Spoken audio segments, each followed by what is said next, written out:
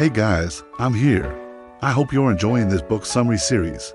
In this video, we will be summarizing Chapter 3 of Money Smart, the essential education for financial freedom.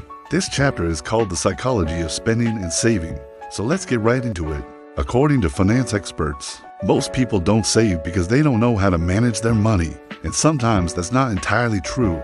Many people actually know how to manage their finances, but they don't do it because they don't feel like. But why? Well, in this chapter, you will find out why the authors explain that money decisions are really driven by logic and are usually based on our upbringing, habits, emotions, and sometimes even societal pressures. We all have different relationships with money based on our past experiences, and these relationships often end up sabotaging us. Emotional spending, impulse buying, and financial stress can quickly derail your progress toward financial freedom. So, how do we fix that? Well, here are a few ways to help gain control over your spending. First, identify your emotional spending triggers. Your first step to curbing emotional spending is becoming aware of it. Pay attention to your spending patterns and ask yourself why you spend. When you feel sad, stressed, or bored, are you trying to lift your spirits, comfort yourself, escape temporarily from reality? Once you figure out your emotional spending triggers, you can start to find alternatives to turn to when you feel like spending. Next, clearly define your financial goals. When you have a clear understanding of what you want to achieve financially, you'll be less likely to get sidetracked by impulsive purchases. Write down your financial goals and keep them somewhere visible as a reminder of what you're working for.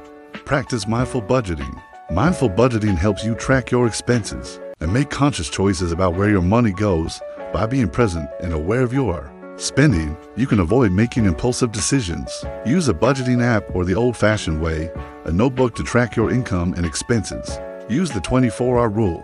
Before making any big purchases, wait 24 hours before buying it. This will give you time to think about whether you really need the item and prevent you from making an impulse purchase. During this 24-hour period, ask yourself if you truly need the item, if it aligns with your financial goals, and if you have the money to buy it. If the answer to all these questions is yes, then go ahead and make the purchase. Otherwise, it's probably an impulse buy. Understand the power of delayed gratification. Delayed gratification is the ability to resist the temptation of immediate rewards in order to achieve greater long-term rewards. For example, instead of spending money on a new pair of shoes, choose to save that money for a future purchase that will bring you more joy. Every time you practice delayed gratification, you're building your self-control muscle, making it easier to resist temptations in the future.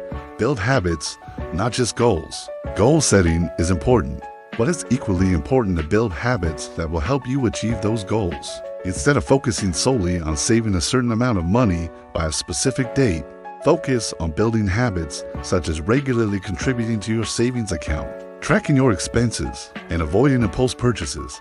These habits will help you stay motivated and on track toward your financial goals without relying solely on willpower. Surround yourself with positive influences. The people you surround yourself with can significantly impact your financial habits. Spend time with people who support your financial goals, and avoid those who encourage you to spend money irresponsibly. If you have friends who are always trying to convince you to go out and spend money when you'd rather stay in and save, it might be time to reevaluate your friendship.